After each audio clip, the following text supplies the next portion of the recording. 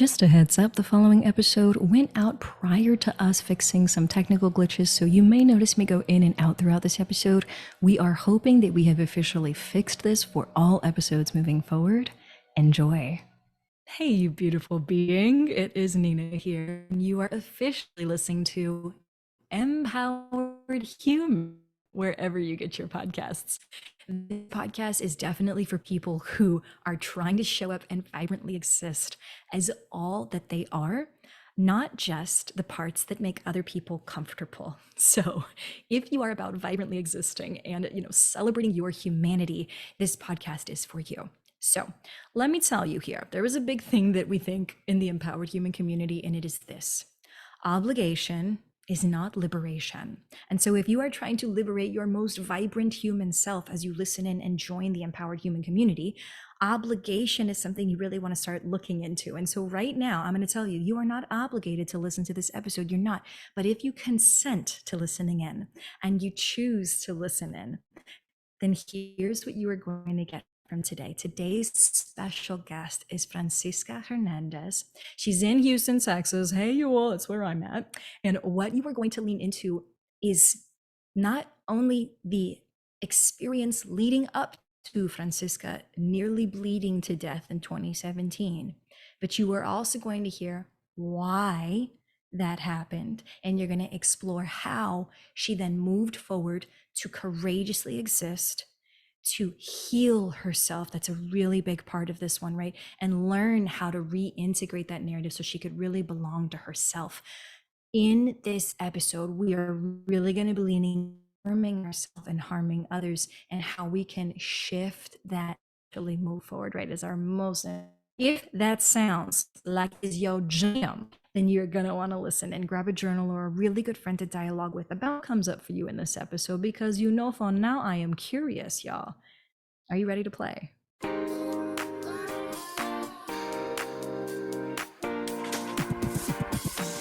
Welcome to Empowered Human, the dramatically playful podcast that invites you to heal humanity, the one within you, me, and the world at large. I'm your host, drama therapist, empowerment specialist, and not to mention empowered human, Nina Garcia. And I'm so stoked you're joining me on the journey. Every Wednesday, you are invited to explore transforming from powered to empowered with genuinely human stories of courageous existence, healing from invalidation, and truly belonging to you. So wherever you are on the spectrum, from empowerment curious to empowered human ambassador, this podcast is designed to humanize. Get ready to lean into your edge, heal your worldview, and finally belong to you. This is Empowered Human.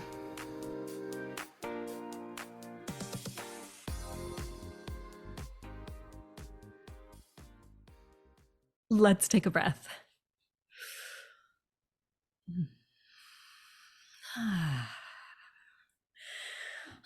Welcome to Empowered Human, Francisca Hernandez. How are you doing right now?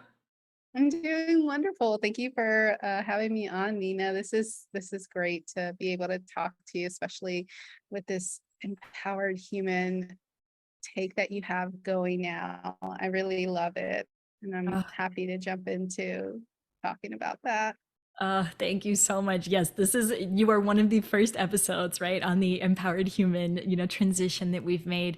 And it really was, about being able to focus on not just what we're triggered by, but how do we keep moving forward? How do we say, I want to vibrantly exist as the most fullest being that I can, and that means I've got to have the courage to show up as I'm designed, right? I've got to have the courage to heal the parts of me that have not been healed yet, that may be doing some damage to myself and others, right? And I've got to have the courage to own my truth so I can truly belong to myself, right? And so you reach out, and I'm like 100% what you're about to share, right, is so empowered human. And so it's an honor to be here with you. I'm ready for our audience to hear your story, right, as we launch into this new chapter.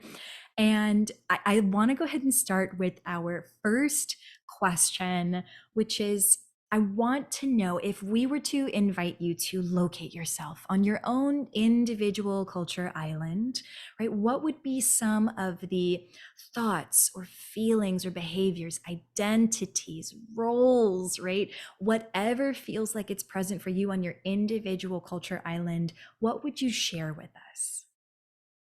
Love that you asked that question. It's such a beautiful soul-filled question. Mm, I would share with you that right now I'm in the phase of really accepting the transition that I embarked on about a year ago to open my studio, to become a full-time self-employed breathwork teacher, restorative yoga teacher, tarot reader, all of these things that I had been doing for a long time. I actually embarked on this journey long, long time ago, and I'm in the process of embodying that.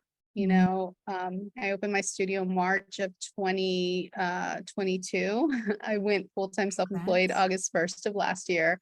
Congrats. Um, and even doing that, you go through the motions and you don't really realize that you haven't actually embodied it, like fully become Mm, and fully accepted and said goodbye to those parts of you that are no longer valid, or no, not valid, but no longer part of who you are now, who you are representing. You're always valid, like you never change, like you just discover different perspectives, right? And so I'm in that phase of like, oh, these are perspectives that I've uncovered and discovered of myself, and all part of that journey of just falling in love with yourself over and over again.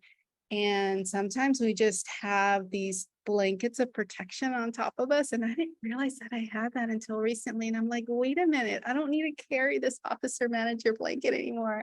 I don't need to carry this blanket of, the struggling, survivor anymore. Let's ooh. embody this thriving person that I am.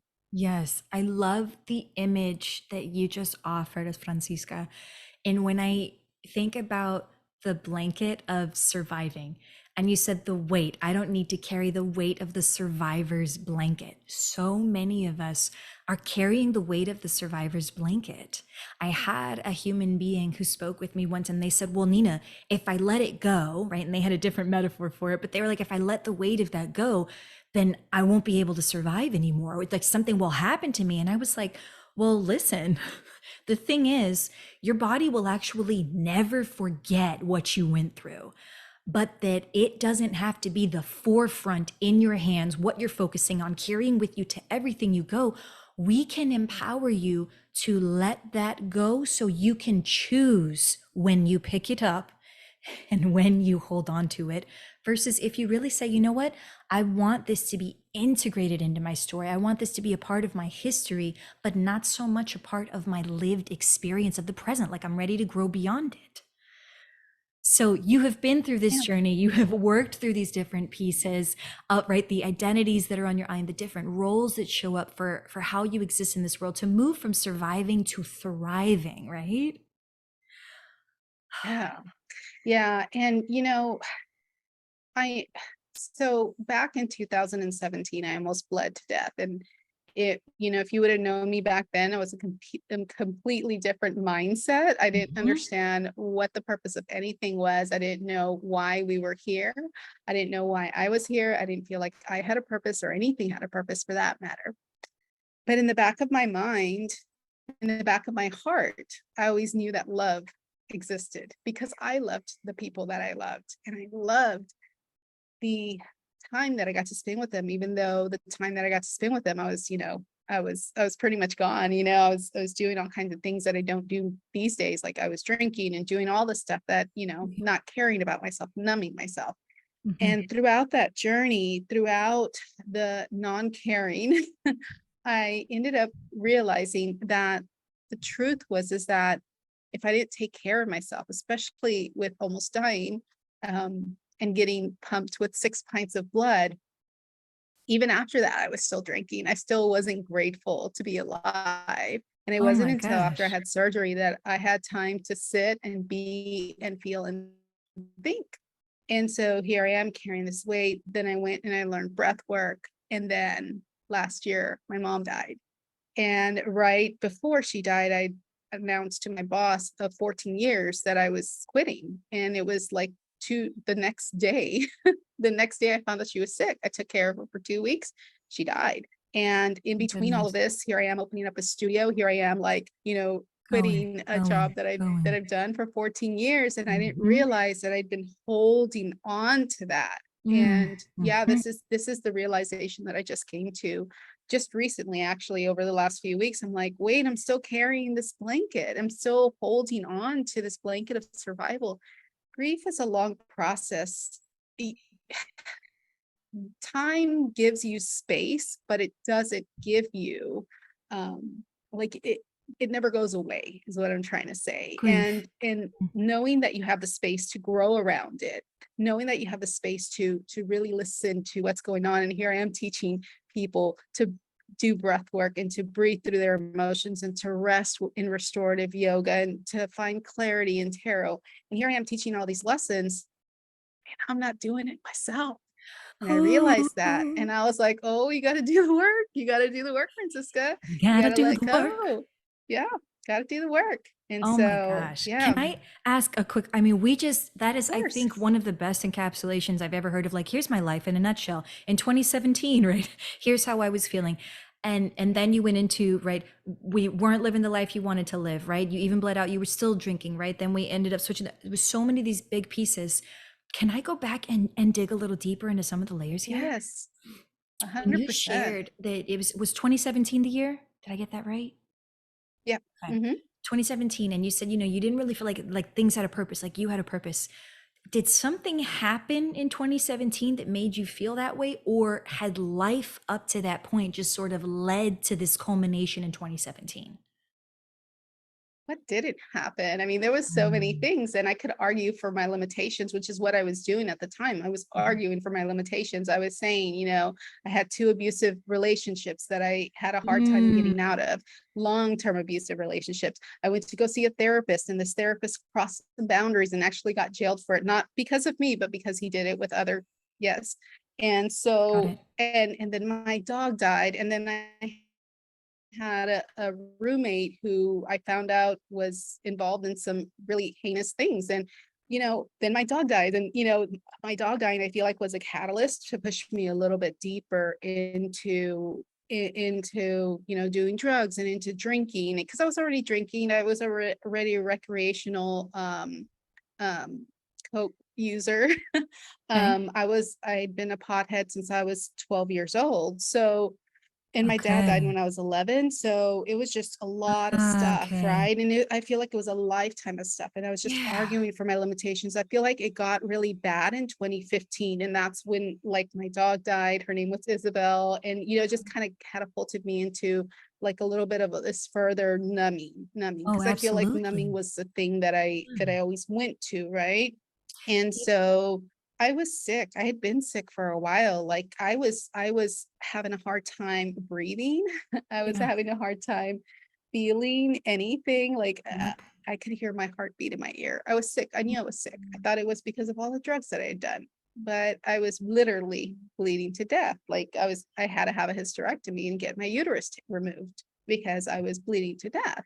What And what was yeah, the so when you cause of ask, that? Sorry, just because, right, we've gone from this fibroids, fibro. Thank you. Oh my goodness. Okay, so there's fibroids. all Yeah. of this emotional turmoil going on in your life, which I think this is so important. I'm so grateful that you're sharing the layers of this, Francisca, because all of the emotional turmoil that we deal with on a general regular basis, right? Then we have these bigger things like emotionally abusive relationships, like loss of a parent figure, right? Like loss of a parent in your case, actually, right? Like loss of a loved creature, right? Our animals, our pets.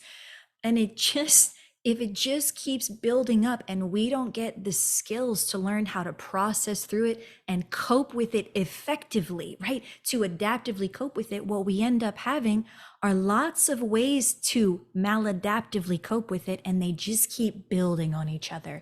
So you're Yeah. sharing, right? It's not just one thing in this case, which is so true of the human experience. It's this diverse, multifaceted, hitting you from all sides, multiple layered, not just emotional, but psychological, right? All of those things.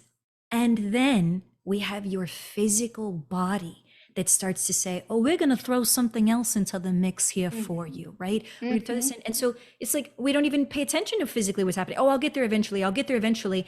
And yet, what was the moment that your body, what did it shut down? What was the wake up call that helped save your life? I mean, it almost Yeah. bleeding to death. What was, tell me about it. I'm here to listen. Yeah. So no, I love that you say that because it is compounded. I mean, we go through so much stuff in our lives, right? And we just keep going and going, especially the way that I was raised. So, like my mom always said, pon las pies sobre la tierra, like it's always, get up, go, let's go. It's time to go, get out of the Mm-hmm. clouds, get back to down to earth. And Mm-hmm. so there's this mentality that I always had, to be of use, to be the person who helps everybody. So there's a lot of codependency there too, which, kind of is part of the abusive cycle of, abusive relationships. At least it was for me. But the thing that kind of the day that I almost died, like Yeah. I was in my mind, I'm thinking, do I go to the hospital and die there? Do I walk outside because I had my another dog that I was taking care of, and I was like, do I walk the dog outside and die outside? That way my family doesn't have to come to my house and see the mess that I'm living in, or do I go to work and die? Because my heart was beating in my ears. I could hear it. So this is something that I had in the background. Like I could barely walk 50 feet without getting winded because my hemoglobin and my blood levels were off. And that was normal for me at the time. That was normal at the But time. at the time, but because it was background noise, I was numbing so much and I was scared to go to the doctor and Mhm. get really, because I had already been to the doctor. I had been to the doctor in May of that year and they let Mhm. me go. But my hemoglobin at that point was at 5. You get a transfusion at 7 for women. Yeah. And they let Mm. me out of the emergency room, and I thought it was gallstones. And that's because that's what they told me. And I That's what they still went believed. from May to December Yeah. to got to a point 2, which which I should have been dead at that point, to be honest. They couldn't even read the blood levels. They had to get it sent to to get to the labs to get tested. I It was shouldn't have that even been wild. walking. I shouldn't have been Oh able to my walk the gosh. dog. But that morning, I knew Mhm. something was really, really bad because I started seeing black, not black spots, just black. Yeah. And so I could barely get up to even take a shower. I don't even remember, to be honest with you, if that morning before I went to the hospital, if I actually took a shower. And I was so Yeah. embarrassed. I was so embarrassed when the doctor was like, at the emergency room, he's like, this is fibroids. And I was like, what are you talking about? How could it be fibroids? I thought that this was because I'd been doing coke. I thought this is my heart crapping out on me, but it wasn't. And Gosh. there I am sitting in the hospital, so embarrassed.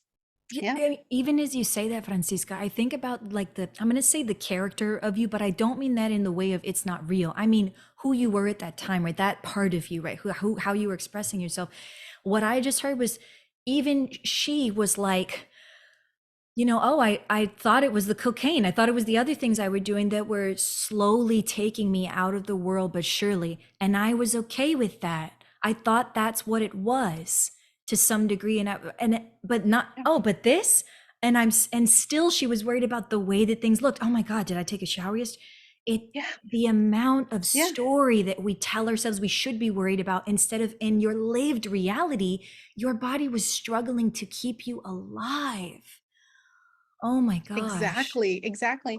And Yeah. looking back at it, Yeah. I can see that story that I was telling, like, where do I die? Like, where do I die because I don't want my family to come find me in my house. That's a mess. Here you are keeping up these appearances.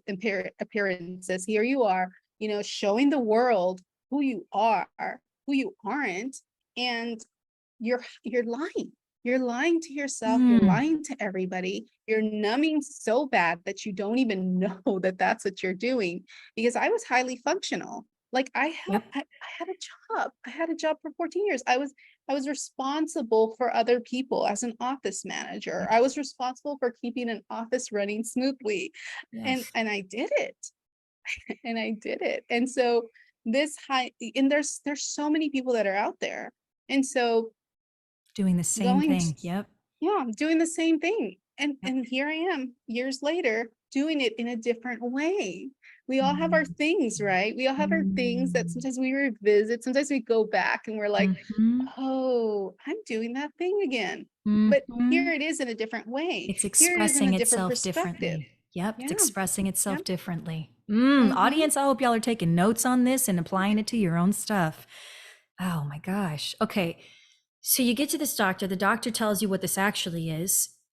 And where was the next point of this wake up call for you? Was this like, oh, okay, I'll just keep believing in the story. I'll just keep up the performance. What ended up happening? Oh no. Oh no. Like after the blood transfusion, I'm like, well, before the blood transfusion, I had actually stopped doing cocaine. Like I'd stopped doing November of that year. Okay. And then December, I had the blood transfusion and then I had to get a surgery in February. But after December, I'm like, I don't want to drink this much anymore. So still drinking, but not the way that I was doing it before. You're changing your Um, relationship with it as well. mhm, Okay, gold. right. All right. Right. And I had already been listening to spiritual things. Like I'd been listening to Louise Hay and I'd been listening to Dr. Joe Dispenza and I'd been listening to Brene Brown. And so I'd been listening to people. I've been having it in the background. Like I was trying to Mhm. figure it out. I'm like, they say that you can shift your reality. They say that you can shift how you feel.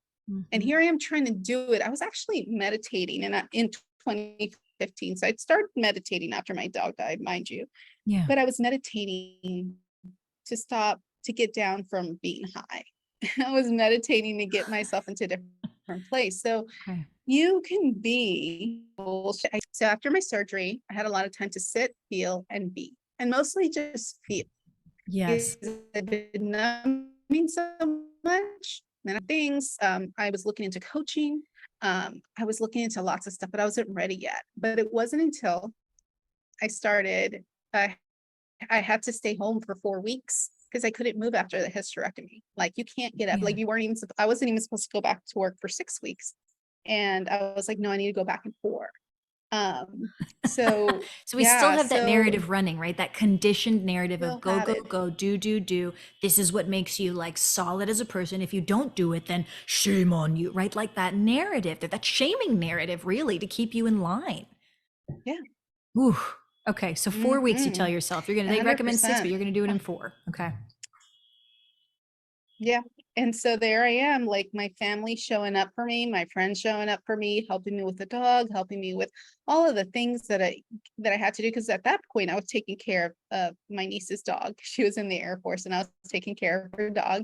And Yeah. so, I had family come in and help me, and I couldn't do anything. There wasn't stuff for me to do. And so the only thing I could do was feel and explore this world inside of me, explore all of these feelings. And what happened was it took that for all of this stuff that I had been taking in to really settle in. All this listening to how you can really shift your reality, how you can really listen to your body, how you can really listen to your soul. And Mhm. so I was listening, my soul was speaking, and it's like, Mhm. this is not the way you want to live. You don't want to be an office manager for the rest of your life. You know that there's something more. Mhm. And so the first thing I did was I took a Reiki class. And when I had my Reiki attunement, it was like a lift had happened in my heart. Like there was this weight on my heart that had lifted, and I was like, oh, wow, this stuff works. So Yeah. then I learned that. And then I found the mindfulness based stress reduction course by Yep. Palouse Mindfulness, which is a free MBSR course. And so I learned mindfulness. I'm like, oh, okay, now I don't think I need to smoke pot anymore. In between that time, I signed up for coaching, career coaching, which I thought was career coaching. It was really life coaching. And my coach Mhm. realized early on that we have this theme going on with intuition. And my whole life, we're all intuitive, right? I would My whole agree with you. life, I'd been stifling. Yeah, I've been stifling my intuition because I it don't think doesn't make logical sense. And I don't And think we're taught that that's right, okay even, right? I really even with everything that you're sharing there too, I right. just want to reflect back. It's like you were immersing yourself in this healing culture of here's what you can do. You can, right? You can Reiki, you can breathe, you can get back to your intuition. You can, dare I say it, listen to your body and give yourself what you actually need, right? You were immersing yourself in a culture, right, with media, with different forms of media and what you were listening to, what you were reading, so that you had the tools to be able to see your life differently, to show up differently in your life. I mean, this is the kind of courageous work that it takes when we think about what does it take to really show up as your most vibrant self. It is work, and yet, right, it looks so different from everyone, from person to person. It's work, but oh my gosh, the amount of pleasure and gold that can be brought from being able to do that work so that you can really show up as vibrantly as you can. Okay. Whew. So here you are doing the work, finding the Reiki, getting back to your intuitive self and listening in, and you can finally hear yourself. And it's saying, right, you're saying to you, this isn't how we want to show up. This isn't our, that wasn't our story, but this can be our story, right? This next step can be what you get to choose intentionally. What ended up happening? So when I chose what I wanted to do intentionally for myself, I really was able to listen to what my soul really wanted. Mm. My soul did not want to do things for other people unless it felt right to me. Started creating boundaries. That was really hard. I think that a lot of people don't hear and don't know that when you start healing and when you start creating these boundaries, it Mhm. can be really lonely. Oh my And gosh, you yes. would be surprised by who is willing to stick by your side Mhm. and who is willing to keep you sick. Oh my gosh, You can you know, just say that again? yeah, yeah, because we will be surprised by the people who want to keep us sick because it's a mirror. It's a mirror. And unfortunately, not everybody's willing to go there with you. And not everybody is willing to get well with you. Not everyone And has that's the okay. capacity for that It's, journey right now. Yep. It has to be yeah, okay, right? Or they're else not we spend willing. that time trying to pull them in and pull them along with us. It has to be okay to say, you're not there with me, but I need to keep moving. Yeah, yeah. Mm. And I love that you said that because not everybody has the capacity at that time. And Yeah. it's so true. And, some people may never have the capacity. Oh But my guess what? It's gosh, not your yes. responsibility. It's It not is your not your responsibility. responsibility. Mm-mm, mm-mm, Not at all. It can't, mm, you can't force somebody's hand mhm. because here's the thing that I realized. Over Some to of you. us are hard-headed and I'm hard-headed. And I needed to experience what I experienced Mhm. so that I could get to where I'm at now. And who am I to take this experience away from someone? I have no idea what is on their path. And, I'm going to get a little bit spiritual here with you too, because that day that I almost died, Yeah. I went to the hospital and I drove myself to the hospital between these blackouts that I was having. Um, I was going to leave the hospital Yes. and I swear that something turned my head to the side and found a parking spot that was so close to the elevator because my thought was, how can I walk into the emergency room? Mm, mm, So if there's guardian angels or whatever it is, spirit, the universe, God, whatever it is, all that it is, whatever it is that you call it, your higher power, your future self, whatever it is that you call it, watching out for me, then that means that everybody has that too. I'm not special. I'm not any mm, different than anybody else. mm. We all have our own unique way of healing, and we all have our own unique way of listening. Mine was I had to experience it. Who am I to take that experience away from someone else? Not everybody has the capacity at this moment, and not everybody can listen the way I can listen. Mhm, It's not mhm. my responsibility. And I know we're nearing the end of the episode, and you were really sharing on the reality that it is not our responsibility to make decisions for other people, to try to pull them along, to try to get them to understand where we're at. Like, that's not our responsibility. And um, I think this is so critically important when we think about the empowerment journey in general that people will have, the realization that there is a difference between holding yourself responsible, because that's the only thing you can do. You can't hold anyone else responsible. What you can do is invite them to be accountable for what they are responsible for, which is their own thoughts and feelings, behaviors, right? I yeah, can only be responsible for my thoughts and feelings, behaviors. I can't be responsible for yours. So if I'm ready to move forward in my healing journey and you're not, I can't be responsible for your stuff. What I can say is, here's my boundary, which you said was so important to set right. Here's my boundary, and I'm asking you to be accountable for my boundary.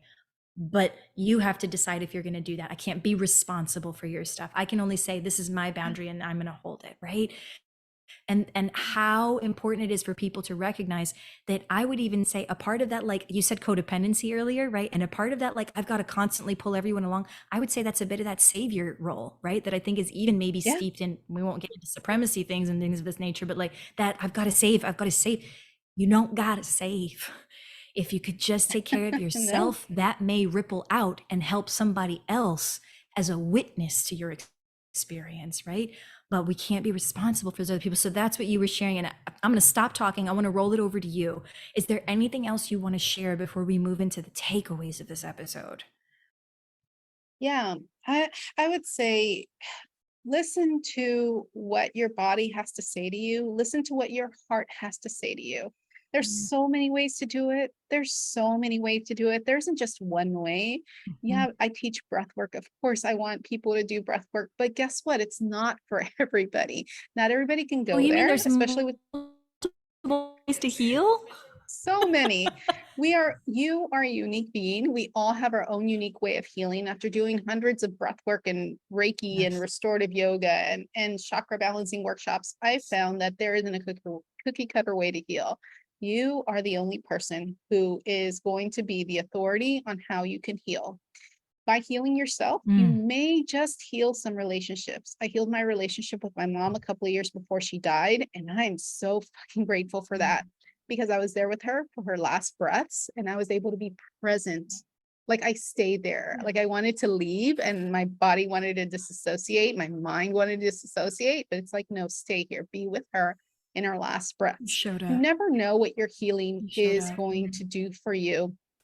You just never know. And it's Mm. your only responsibility is to find what feels right for you and follow the thread and heal.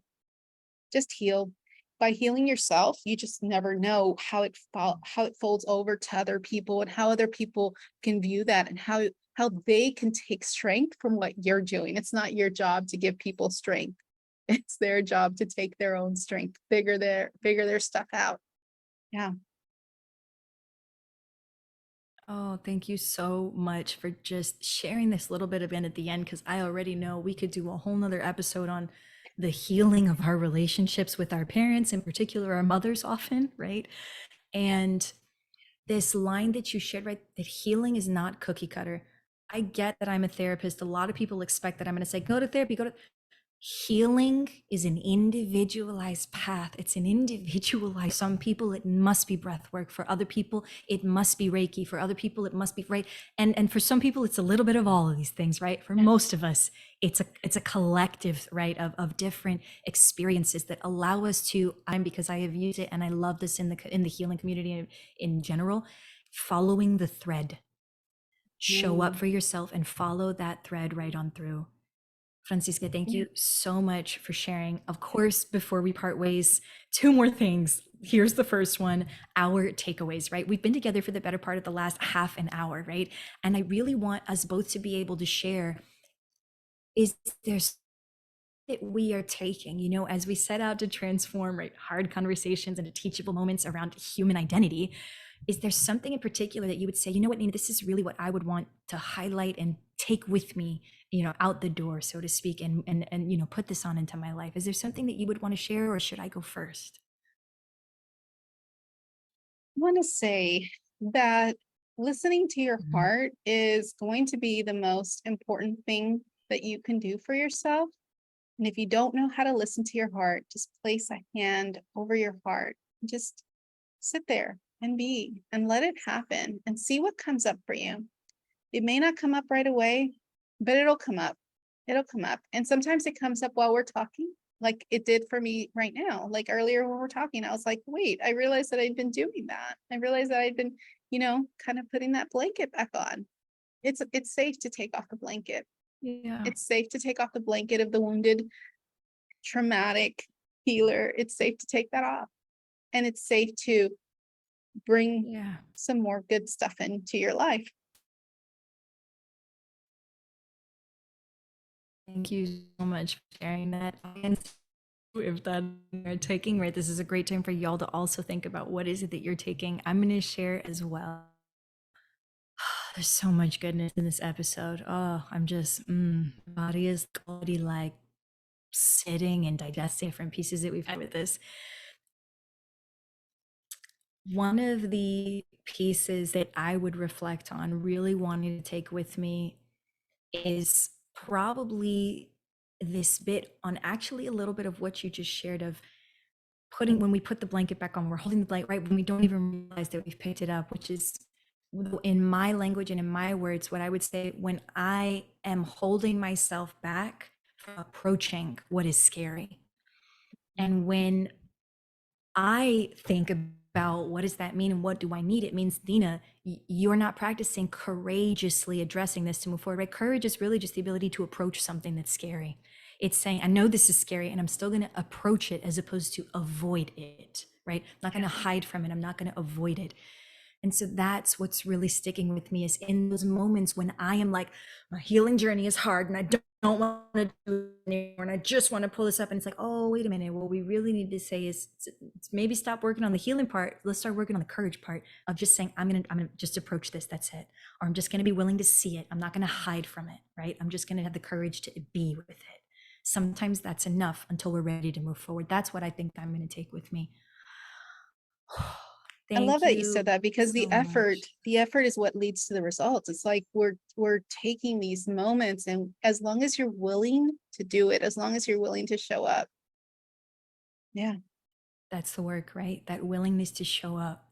Gosh, when you said that earlier too about your, you could have pulled away from mom, you could have done a million, you could have dissociated, right? Was, I think, the word that you use. And I think that reality of like, just to show up and be is courageous.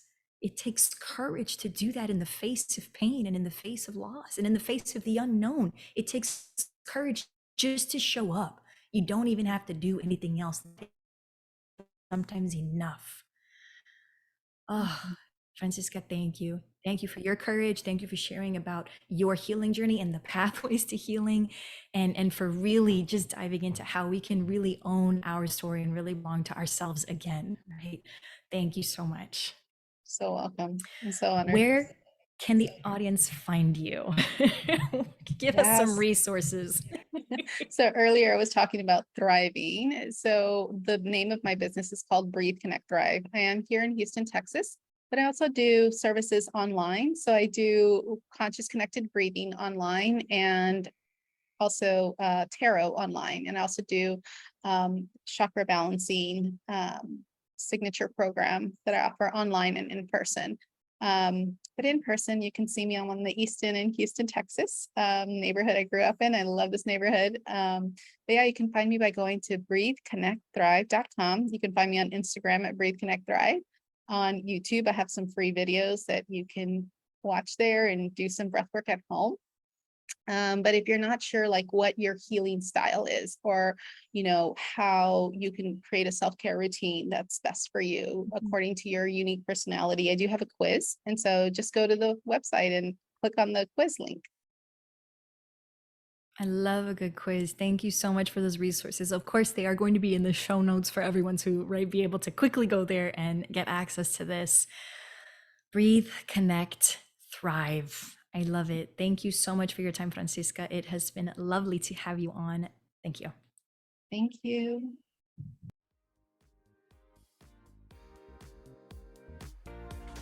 Thank you so much for being willing to explore healing your humanity on Empowered Human. I hope you found at least one new way to transform your worldview from powered to empowered. If you took something from the show, please take a moment of your time and subscribe to Empowered Human. And if it really nourished you, leave us a review. Your feedback helps me understand what our community needs. Not to mention, it helps others discover the empowered human life. So keep this last bit in mind. All the visual goodies come with me on Instagram at Drama Therapist Nina. Stay up to date there on upcoming episodes, behind the scenes goodness, and reels dropping knowledge. Thank you again for being part of the empowered human community. Until next time, stay curious.